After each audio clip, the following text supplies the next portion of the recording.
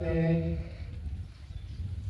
बहुत सारे बच्चों के सामने एक सवाल उठता है और हर बच्चे के सामने, जो भी बच्चा 12वीं तक की शिक्षा ग्रहण करता है, एक बड़ा सवाल आपके दिमाग में तैरने लगता है, भाई 12वीं तो हो गई, अब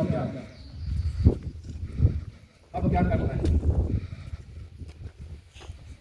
मेरे ख्याल से सीनियर क्लास में जो बच्चे समझ रहे होंगे, उनके दिमाग में कभी ना कभी सवाल जरूर आता होगा कि भाई इस बार 12वीं तो हो जाएगी, इसके बाद क्या करना है, इसके बाद कहाँ जाना है, जीवन के कौन से क्षेत्र हैं, पन्ने पर जो है उसको अंकित कर लिया होगा। तो आप लोग सब अपने अपने उस पन्ने को जो है ड्रॉप बॉक्स में इसमें डाल दें और भगदड़ नहीं करेंगे, बहुत शांतिपूर्वक आपके सामने सर आ रहे हैं, आप लोग अपना अपना हाथ लंबा करके इसमें अपना जो भी आप लोगों के द्वारा लिखा गया है उसको डाल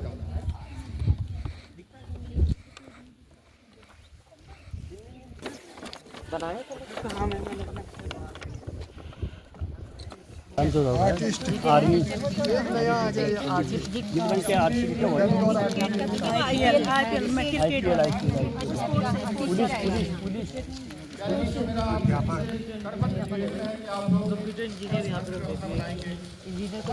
आर्मी ऑफिसर ये है दिशा के क्षेत्र में टीचर मुझे पुलिस बनना है बाबा। भवन बनाने के लिए वो आवश्यक सामग्री आप यहाँ पर एकत्रित कर रहे हैं। कैसे एकत्रित कर रहे हैं? आप गणित पढ़ रहे हैं, आप विज्ञान पढ़ रहे हैं, आप साहित्य पढ़ रहे हैं, आप यही से निर्धारित करके चले। मेरे को डॉक्टर बनना है तो आप क्या करें, जो साइंस है, चाहे आप बायो है ना, या आप लोग पीसीएम वाले हैं, वो पीसीएम है, तो उसी की बहुत सी जो कैरियर आप लोगों को करनी पड़ेगी। अपने कैरियर बनाने के लिए आप किस भी क्षेत्र में जाना चाहते हैं, आप डॉक्टर बनना चाहते हैं, या इंजीनियर बनना चाहते हैं, या ऑफिसर बनना चाहते हैं, या अध्यापक बनना चाहते हैं, तो उसी क्षेत्र में आपको करनी पड़ेगी, विशेष रूप से तैयारी ही पर करनी पड़ेगी। क्योंकि यहाँ पर बहुत से मार्गदर्शक हमारे हमारे हैं। आप अभी कार्यक्रम के तौर पर आप लोगों को जागरूक किया गया है, ये जागरूक तो रोज करते रहते हैं लोगों को। आज बेटा पढ़िए, अपना बेसिक जाति है, क्लियर कीजिए, कहते नहीं कहते। अब किसी भी मीडिया में जाते होंगे, आप लोगों को क्या कहते हैं, जागरूक करने का कार्य हर अध्यापक आपको करता है अपने वसी के प्रति। अब आज मैं मानता आपने बहुत अच्छी जानकारियां बच्चों को दी। इसी बीच मैं समस्त विद्यालय परिवार के चीफ फार्मासिस्ट श्रीमान सुरेंद्र वासीकोटी सर का बहुत बहुत स्वागत करता हूँ, हार्दिक अभिनंदन करता हूँ। सही राय आप लोगों की 40 बच्चों के द्वारा ये कहा गया है कि वो भविष्य में आर्मी का हिस्सा बनना चाहते हैं।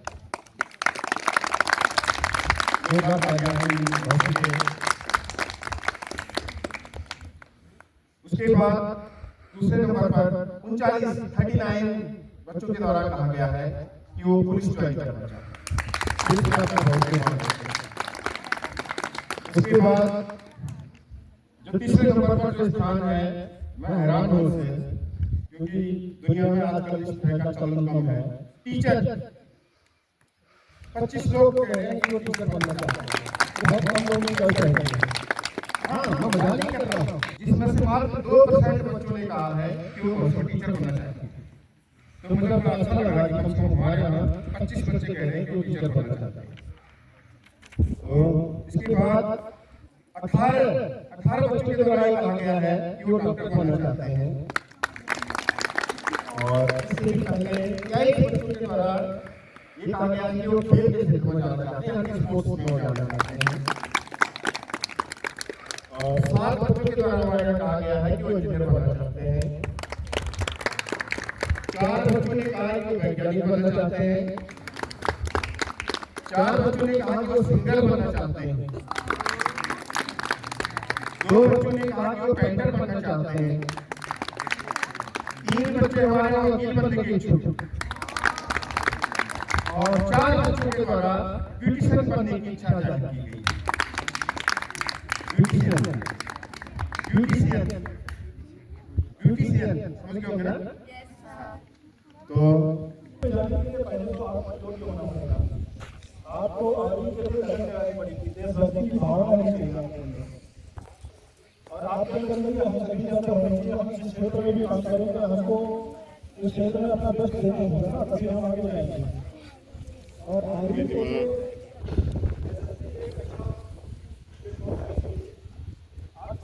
आर्मी में एक जवान से लेकर आप ऑफिसर तक आगे बढ़ेंगे।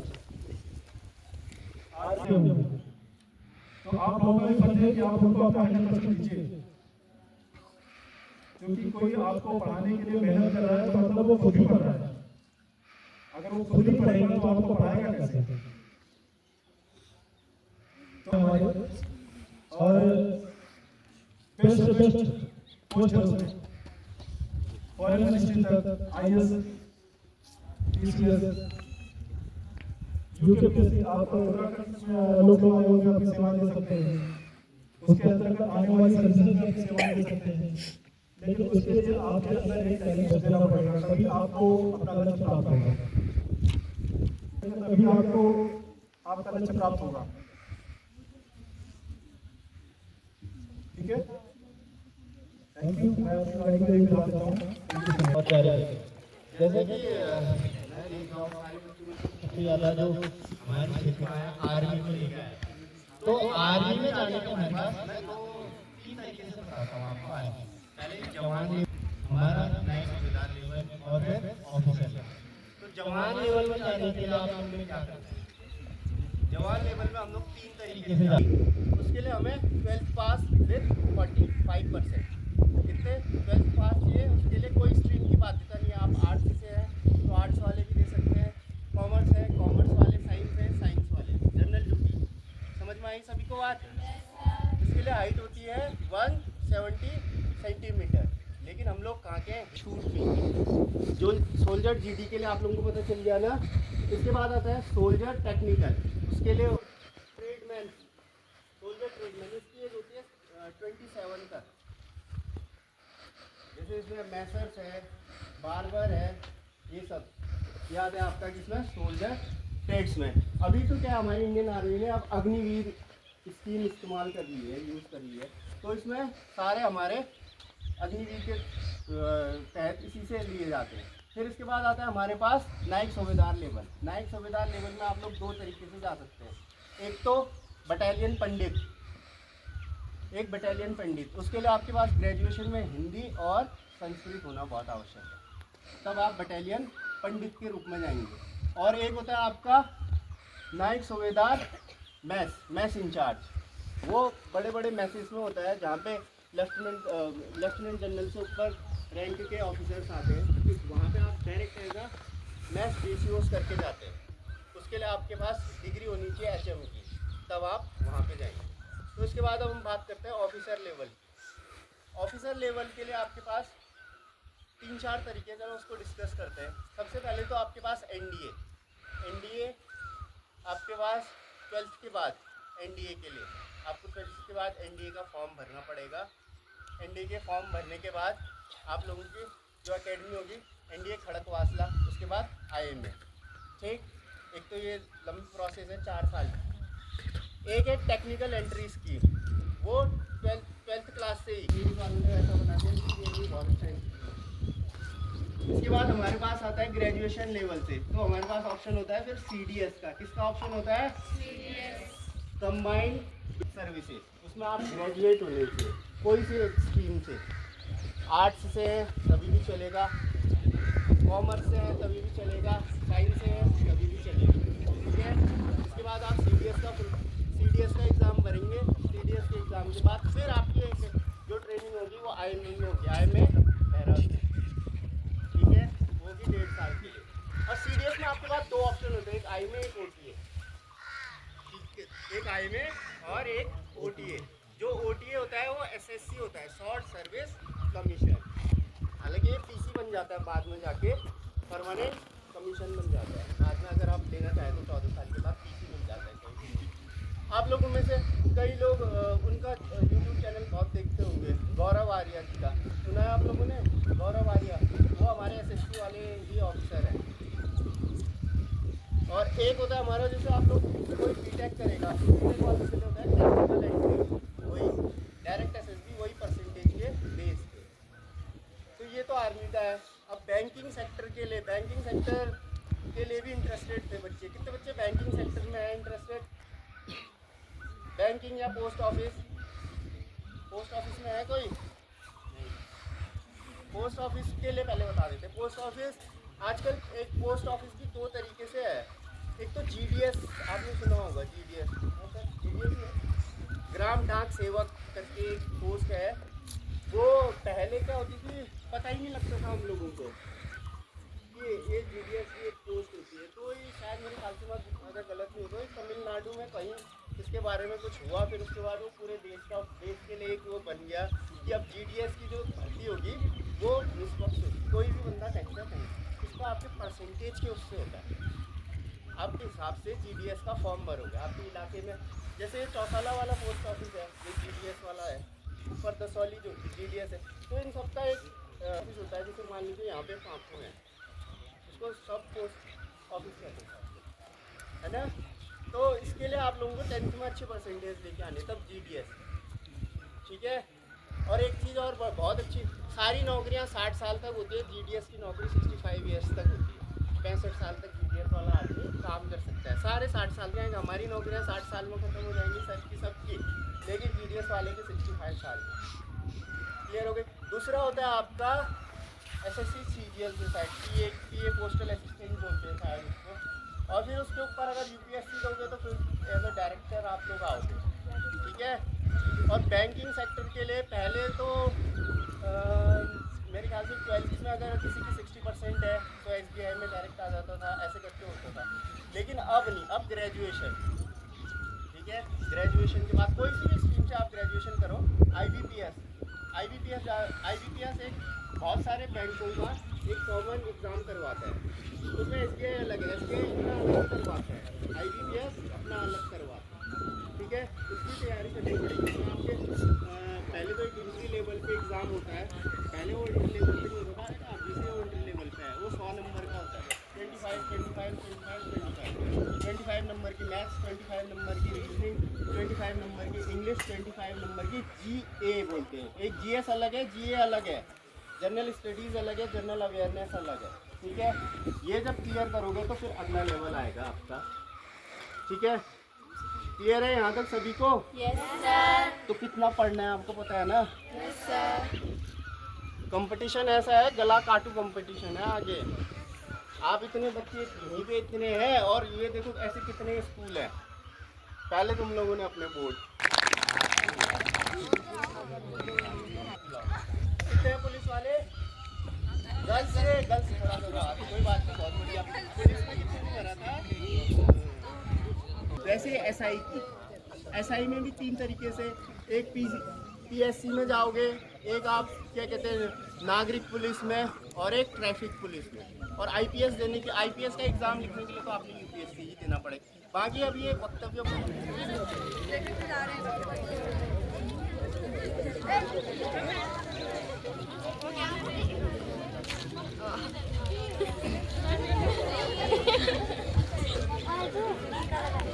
ini छोटी तरीके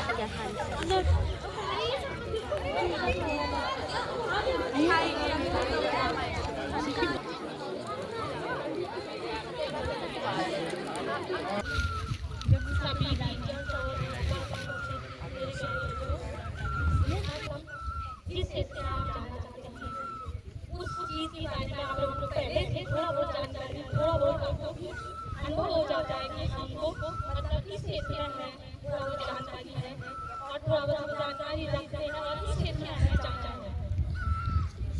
तो सर्वप्रथम आप उस क्षेत्र के बारे में आपको विज्ञान पड़ेगा, आपको जानकारी रखनी पड़ेगी। जैसे आप पुलिस के बारे में तो आपका जो सारी आपकी जो दक्षता होती है उसका आपको ज़्यादा समझ कि 165 सेंटीमीटर जो है आपकी लेंथ रखी जाती है और 40 सेंटीमीटर शायद आपकी चेस्ट होती है। जो सारी दक्षता है उसके बारे में आपको थोड़ा सा मेहनत करनी तत्पश्चात आपको थोड़ा सा रिटर्न के के लिए भी आपको तैयारी करनी होती है। सरकार के माध्यम से बहुत उपाय यहाँ पर बहुत ज़्यादा प्रयास आप लोगों के लिए किए गए हैं खेल के क्षेत्र में।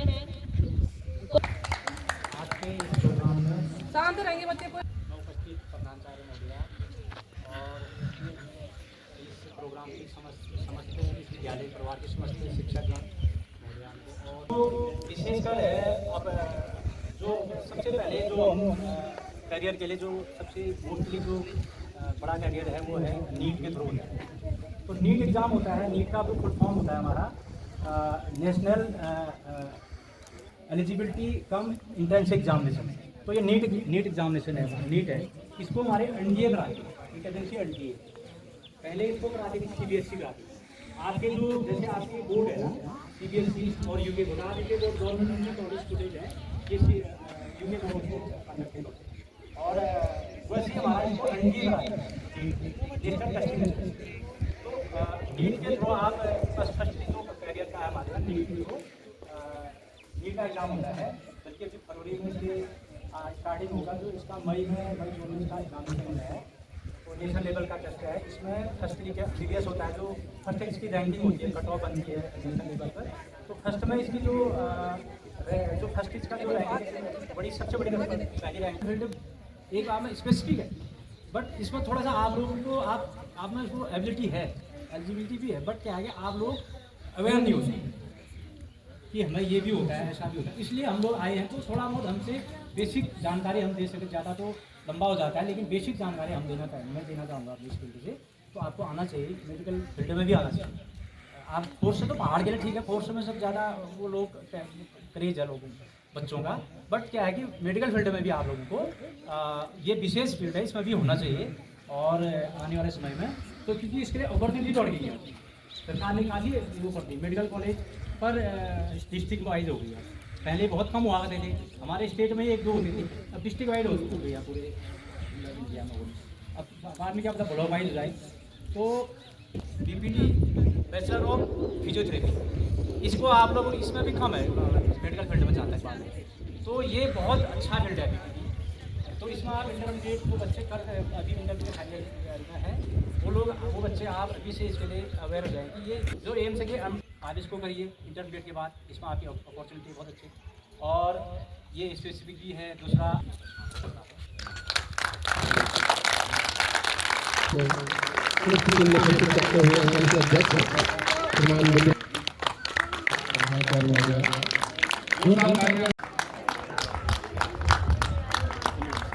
बहुत बहुत धन्यवाद आप सभी। और हमारे एसएमसी के अध्यक्ष श्री बुद्धिराम जी का, समस्त सम्मानित शिक्षक वर्ग ने तहे दिल से इस कार्यक्रम में सभी का